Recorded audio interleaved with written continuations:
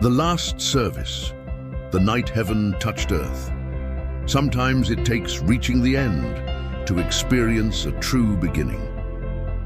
Tonight, you will hear the story of Monte da Paz Church, a small congregation on the brink of closing its doors. But on that night, what was meant to be the final service became a night when God Himself came down. If you believe God still visits the overlooked, the forgotten, and the weary, like this video, share it with someone whose faith needs rekindling, and subscribe to the channel, because heaven doesn't measure by numbers, but by hearts ready to receive. Monte da Paz Church had stood in Asheville, North Carolina for over 60 years. It had seen weddings, baptisms, funerals, and decades of prayer. But time had passed, and the congregation had aged. The youth left for cities, the pews emptied one by one. Pastor Elijah Thompson, nearly 80 years old, made the difficult decision. The church would close. He set the date for the last service, expecting nothing but tears, goodbyes, and silence. Yet what no one knew was that God often visits precisely where humans expect the end. Even when hope seems gone, the Spirit still moves, quietly, invisibly, powerfully. Pastor Elijah had lived his entire ministry in that little church.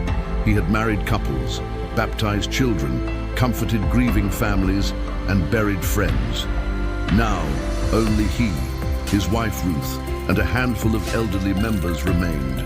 Each night, he prayed, "Lord, if this is your will, let our last service be peaceful.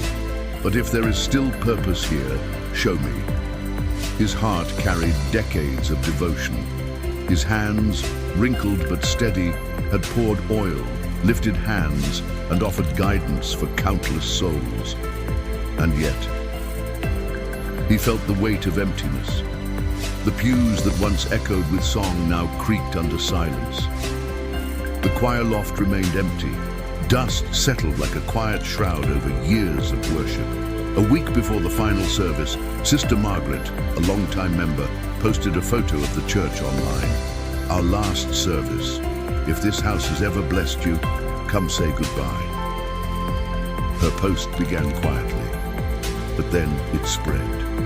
Ex-members, neighbors, strangers, comments poured in. By Sunday morning, cars lined the country road.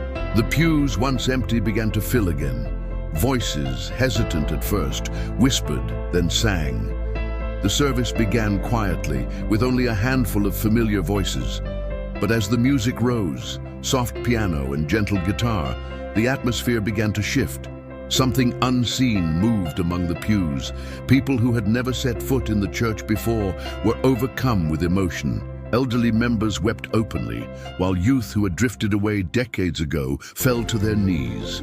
Pastor Elijah, holding his hands over the pulpit, whispered through tears, "I have no more strength, but the Holy Spirit does, and He is here."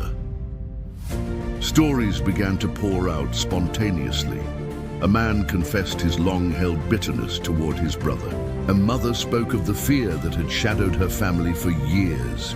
And quietly, under the stained glass light, reconciliation began. Some people experienced emotional healing. Others described sensing warmth and light enveloping them. It was more than a service. It was a river of grace flowing freely into hearts that had almost forgotten how to hope. Among the attendees was a 9-year-old girl named Lila Harper. She had never attended church before. Her family had drifted from faith. During the sermon, she suddenly stood and said, softly but with conviction, "Jesus is at the door. He wants to come in." At that exact moment, a gentle breeze swept through the sanctuary. The curtains fluttered, the candles flickered, and an unexplainable peace settled over every soul present. Some people knelt immediately, others began to sing spontaneously, their voices unaccompanied yet harmonizing perfectly. For a brief, shining moment, the congregation realized that heaven had entered Monte da Paz Church, not as a distant idea, but as tangible presence. The following week, instead of closing, the church began to live again. Meetings resumed. Volunteers came forward to repaint the sanctuary.